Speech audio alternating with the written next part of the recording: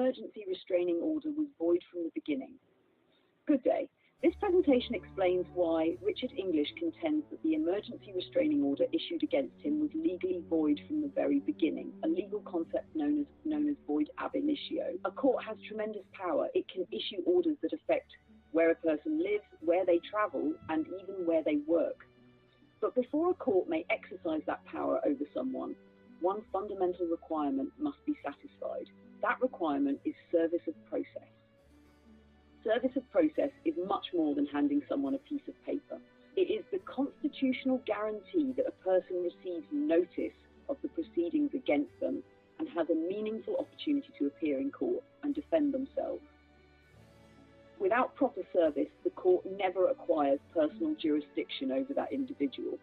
Without jurisdiction, any order entered against that person is legally ineffective.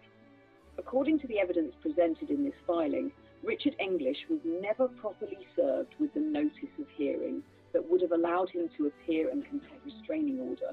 Instead, the filing alleges that service was cancelled, that false proofs of service were submitted, and that Richard English never received the legally required notice.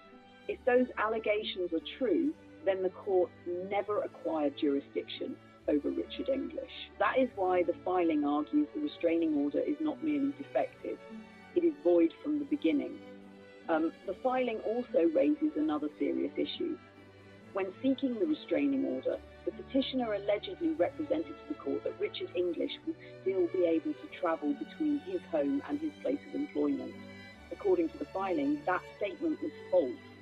Instead, the restraining order effectively blocked Richard English from reaching both his residence and his workplace.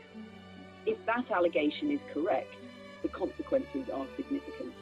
The Constitution protects the right to due process before the government deprives a person of liberty. It also protects the fundamental ability to travel to one's home and earn a living.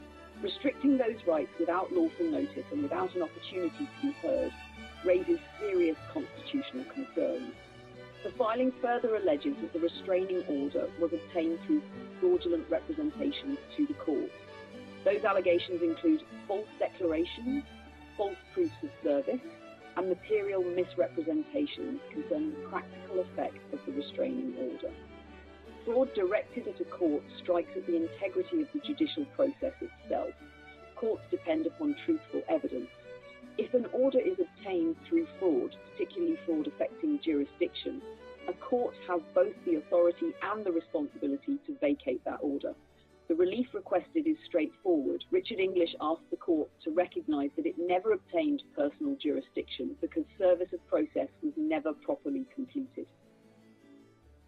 Asks the court to conclude that the restraining order was therefore void from its inception.